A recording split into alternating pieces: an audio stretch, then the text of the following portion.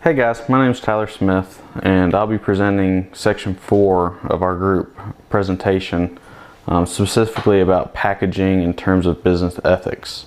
I've broken this section down into 3 subtopics, which include visual stimulus versus value, substantial erosion of consumer costs, and to conclude we'll discuss a little bit of how we can better balance and mix these line items. I'd like to start off by speaking to you today about visual stimulus versus value.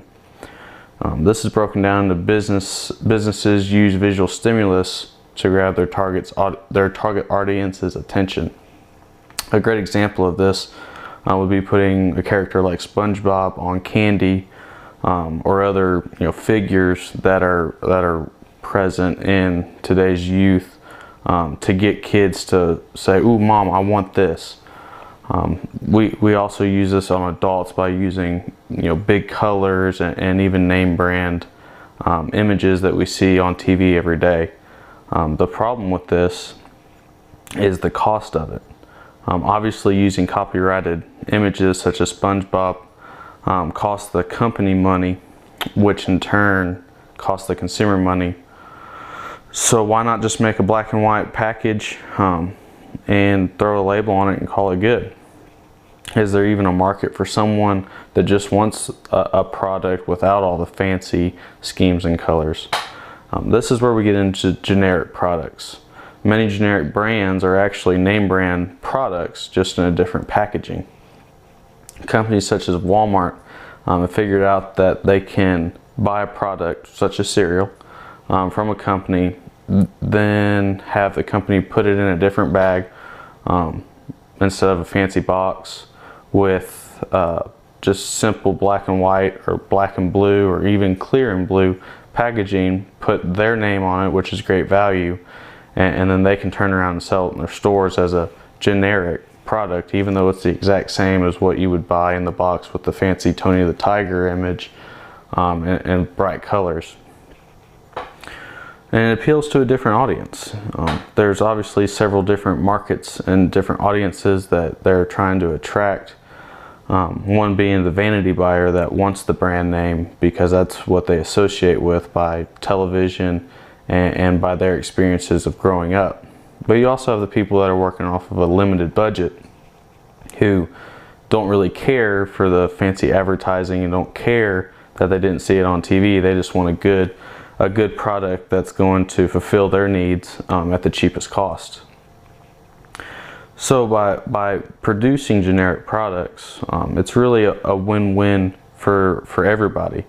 Both the production company is able to output more product, and distribution companies are able to sell more product, but your end consumer gets what they want versus a name brand or somebody more on a budget that just wants a good product no matter what it is, as long as it's cheap and it fulfills their needs. The second subtopic we're going to talk about is substantial erosion of consumer cost. This is the price erosion, which is basically a false realization in whatever market the product is being sold in. This happens when there are several products or services with the same end consumer, and competition drives the price down. It's a simple supply and demand that we see in today's market. So finding a good mixture and balance of this it is hard. How ethically should a business find a good mix of getting their product noticed and using advertising themes and spending money that may not really be ethical, without using false or expensive advertising? We feel as a group, if a company is true to its product and service, then the product or service will sell itself. And by not using fancy advertising, but instead spending that money on giving that product or service to the consumer, it will pay out over the end result. This can be seen in today's market with brands like Tom Shoes or Whole Foods, who sell a great product, but they spend their advertising money more on helping people and not only just the intended market that they're going for, but consumers all over the world.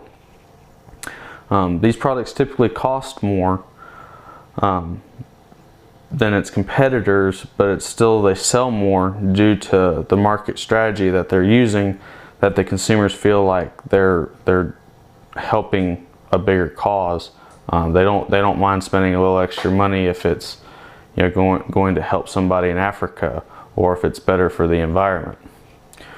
Anyways, that's basically the main ethical dilemma in packaging. We're going to move on to the next section now.